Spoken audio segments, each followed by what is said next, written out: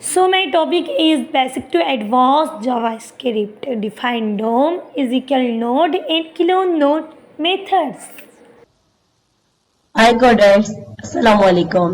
Welcome back to my new video. और आज हम इस वीडियो में कवर करेंगे अपने नोड से रिलेटेड कुछ मेथड्स को। अब हम क्लोन नोड करना सीखेंगे इस वीडियो के अंदर। यहाँ पर देखिएगा स्टाइल लगा हुआ है और मैंने बॉडी के अंदर कुछ टेक्स्ट लिखा है। ये तो आप समझ लें कि हेडिंग है। उसके बाद एक डिव दिया है फोर्थ नेम का और वो डिव एंड में बंद किया है और उसके अंदर 3 डिफरेंट डिव लगाए हैं जिनकी आईडी भी डिफरेंट रखी है। फर्स्ट वाले की आईडी ए है और सेकंड वाले की आईडी बी है। फर्स्ट वाले में फ्रूट डिव है जिसके अंदर 2 एलाई है, एप्पल और मैंगो। एंड बी वाले में मीट है और उसके अंदर बीफ एंड चिकन है एलाई के अंदर। और जो थर्ड डिव है उसकी आईडी सी है और इसके अंदर से डिशेज है रसमलाई एंड गुलाब जामुन। अब हमें क्या करना है, क्लोन नोड करना है। इनमें से किसी भी एक नोड को मतलब एक डिव को फुल को क्लोन करते हैं। आ जाए स्क्रिप्ट कैसे लिखेंगे। Y ID is equal document dot get element by ID. ID देंगे। आईडी जो है फर्स्ट मतलब आईडी की फोर्ड है। हम फर्स्ट डिव को जिसके अंदर ये तीनों डिव मौजूद हैं उन्हें टारगेट कर रहे हैं तो इधर आईडी फोर्ड देंगे।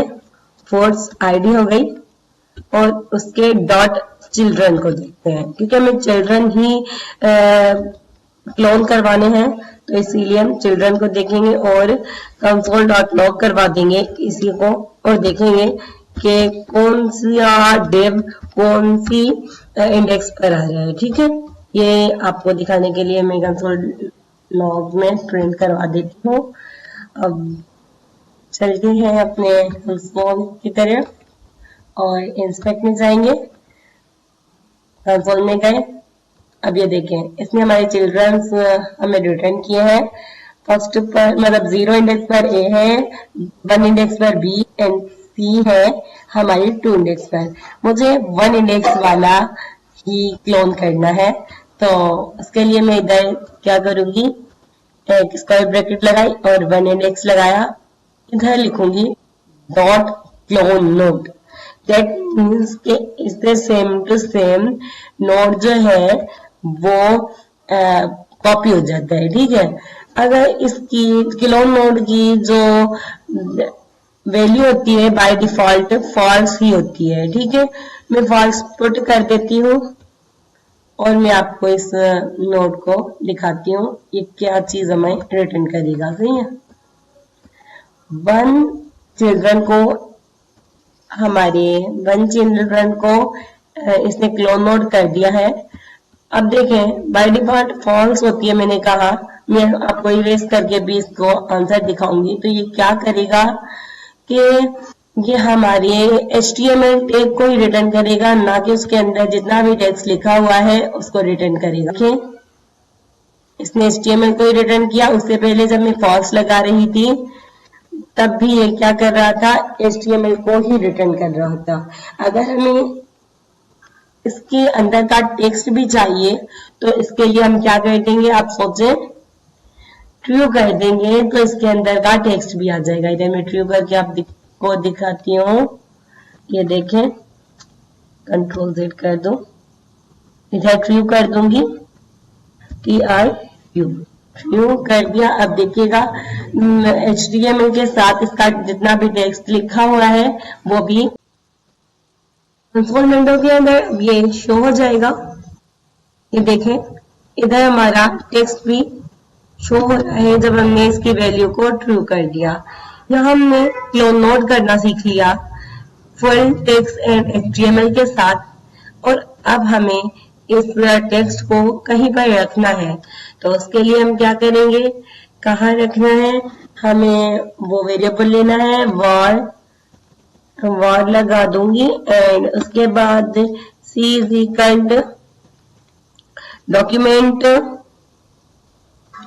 Dot get element by ID करूंगी एंड उसके बाद इधर आईडी प्रिंट करूंगी। अब ये देखें मैंने सी कर दिया, मुझे इसी डिव के ठीक नीचे रखना है, तो मैं यहाँ डॉट मतलब कि इधर अपेंड करूंगी, ठीक है, क्योंकि मैं इसको अपेंड करना चाहती हूँ तो मैं ये अपेंड करूंगी। अपेंड किससे करूंगी? अपने आईडीडी से। मैं चाहती हूँ इस वेरिएबल के ठीक नीचे ये हमारा आईडीडी वाला वेरिएबल आ जाए, ठीक है, जो हमने क्लोन करवाया है। ये देखें हमारे सी के नीचे ही हमारा जो क्लोन नोड करवाया हुआ चिल्ड्रन था विद टेक्स्ट एंड एचटीएमएल के साथ आपकी स्क्रीन पर शो हो गया। यही होता है हमारा क्लोन नोड का काम। इसी तरीके से हम क्लोन नोड करते हैं और क्लोन नोड की वैल्यू बाय डिफॉल्ट फॉल्स होती है। इस बात को आपको याद रखना है। अगर ट्रू करेंगे तभी आपकी विद टेक्स्ट एंड एचटीएमएल आपका नोड क्लोन हो जाएगा। इस तरीके से आप अपेंड कर सकते हैं, प्रीपेंड कर सकते हैं, बिफोर आफ्टर जो आप लगाना चाहें वो भी कर सकते हैं। प्रीपेंड करके मैं आपको दिखाऊंगी। बस यही होता है हमारा क्लोन नोड मेथड्स। ये देखें, ये जो मीट था वो ठीक सी आईडी के ऊपर भी अपेंड हो गया। ठीक है, अपेंड का मतलब है ऊपर हो जाना, तो ये इसने काम कर दिया। यहाँ पर हमारा क्लोन नोड ऐड हो गया है।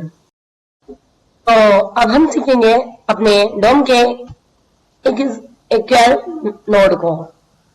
इस इक्वल नोड बेसिकली होता क्या है?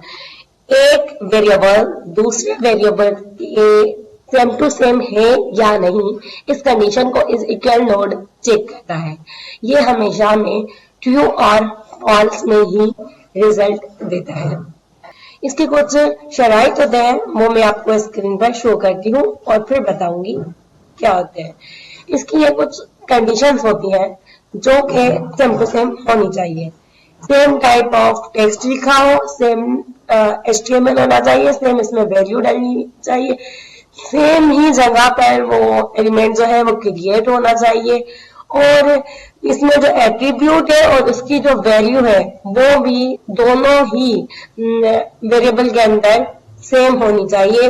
तब ये इस इक्वल नॉट ट्रू आंसर देता है, अदरवाइज फॉल्स देगा।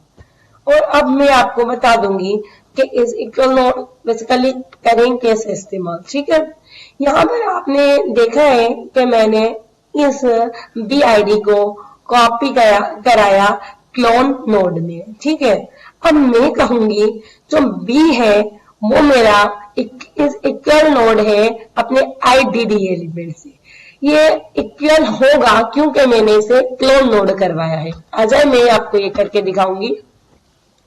B is equal document dot get element by ID करूंगी और इसकी जो आईडी है बी उसे मैं टारगेट कर लूंगी।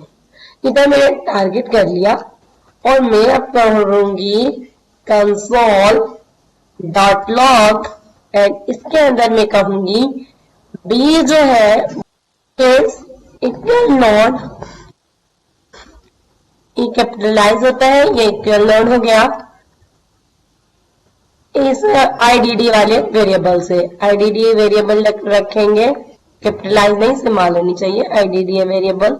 अब ये जो इज इक्वल है वो ट्रू और फॉल्स में ही वैल्यू रिटर्न करेगा, क्योंकि जो हमने बी वेरिएबल था, बी आईडी की जो वेरिएबल था वही क्लोन करवाया था अपने नोड में, तो इसीलिए इधर आईडीडी वाला जो नोड है वो सेम टू सेम उसी जैसा है, तो इसीलिए इसने ट्रू वैल्यू रिटर्न की है।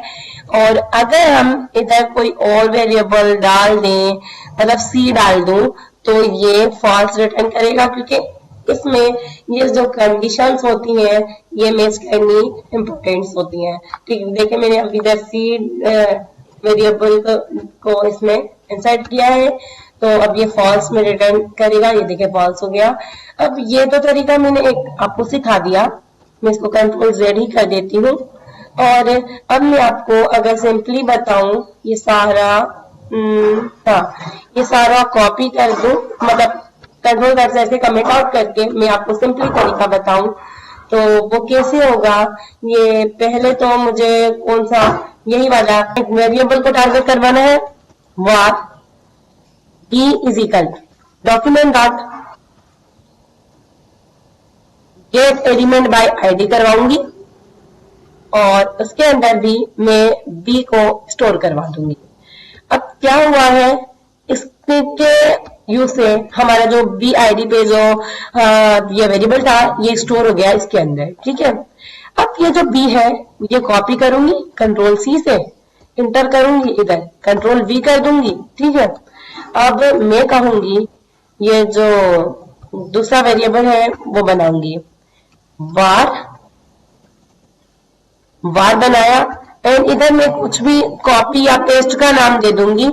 इधर मैं कॉपी कर रही हूँ, कॉपी इज इक्वल लिखकर मैं ये सारा जो है इसमें पेस्ट करा दूंगी, कंट्रोल C करवा दूंगी, इंटर, कंट्रोल V हो गया।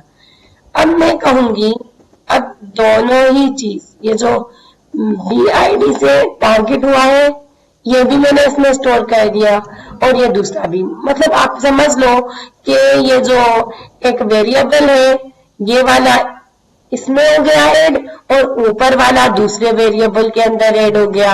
अब इधर भी लगा सकती हूँ मैं कंसोल डॉट लॉग और कहूं कि b डॉट इज इक्वल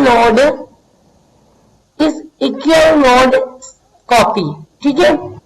तो उस कंडीशन में भी हमारा ये जो ट्रू ही रिटर्न करेगा, ठीक है, क्योंकि b जो है उसमें भी वही सेम चीज है और जो हमारा कॉपी वाला वेरिएबल है उसमें भी वही सेम चीज है जो कि इस इक्वल नोड को सारी कंडीशंस चाहिए होती है, इसीलिए इसने दिया है आंसर ट्रू में। यहाँ पर हमारा जो इस इक्वल नोड था वो इख्तिताम हो गया है और हमने सीख लिया है इधर इस इक्वल नोड को बहुत ही बेहतरीन तरीके से। आपको बस ये समझना है इस इक्वल नोड में सब चीजें एट्रीब्यूट और उसके अंदर HTML टैग्स और वैल्यूज इंडेक्स ये सब सेम ही चीज होनी चाहिए, तभी ही ये ट्रू देगा, अदरवाइज फॉल्स देगा। यहाँ मैंने आपको दोनों ही सिचुएशन बता दी है और यहाँ पर हमारी वीडियो का होता है इख्तिताम, जिसमें हमने सीखा है अपना क्लोन नोड करना और इस इक्वल नोड करना। और उम्मीद है कि मुझे आपको ये वीडियो बहुत ही इंटरेस्टिंग लगी होगी और इस कॉन्सेप्ट को आप समझे होंगे। आप इस पर बहुत ज्यादा प्रैक्टिस करें और मेरे चैनल को लाइक शेयर एंड सब्सक्राइब जरूर कर दीजिएगा। मिलते हैं आपको नेक्स्ट वीडियो में, जब तक के लिए आप दुआ में याद रखें। अल्लाह हाफिज।